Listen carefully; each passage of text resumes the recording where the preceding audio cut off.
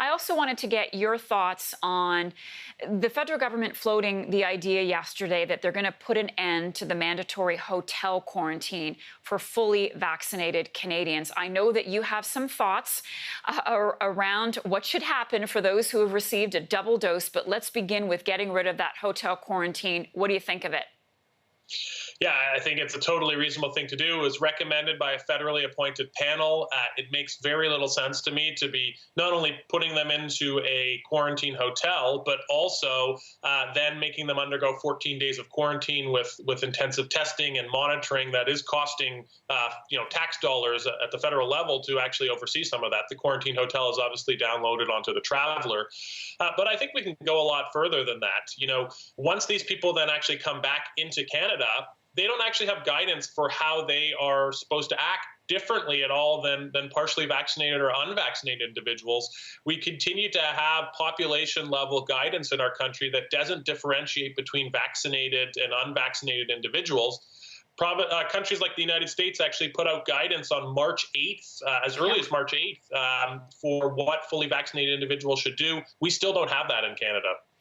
Well, why not? I mean, we saw Manitoba come forward. They're putting forth a plan and a vaccine pass for those who have received the double dose.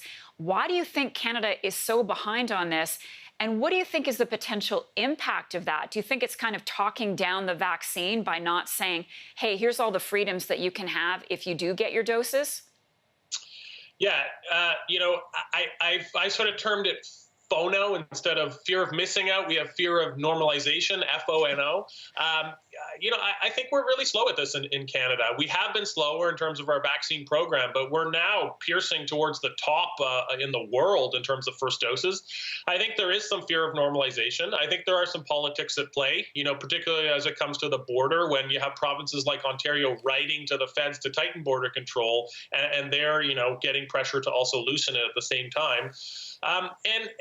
I think we also have this notion of solidarity and that we all need to move together in Canada, and we're all in this together. And I think that's actually plagued our ability to be a little more nuanced and precise in terms of creating individual rather than population level guidance. But I think there are three sort of major risks and harms here. One is we need to show people, we need a carrot to push all those people who haven't been vaccinated, who are on the fence. This is what life will look like when you're fully vaccinated. We might actually be undermining confidence in vaccines if we don't actually show people how life will change.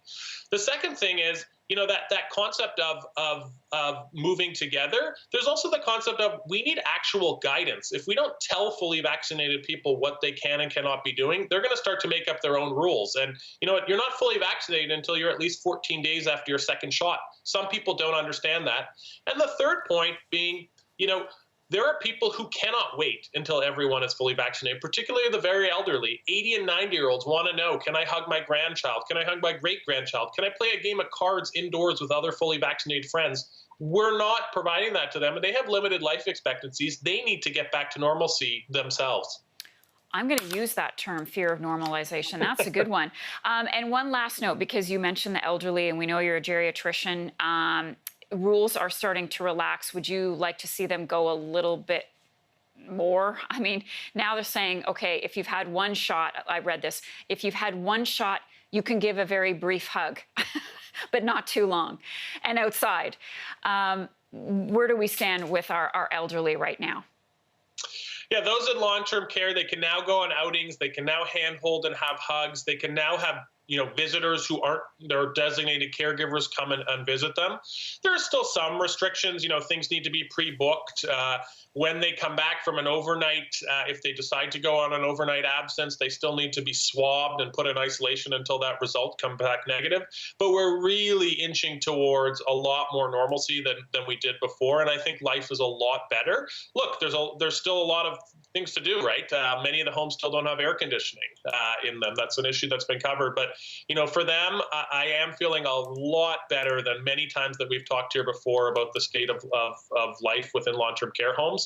Now we just need to make guidance for everyone else in society who has been waiting months, some people who were fully vaccinated, to understand what they can and cannot do. Dr. Stahl, thanks so much. Great to have you with us this morning. We'll see you again.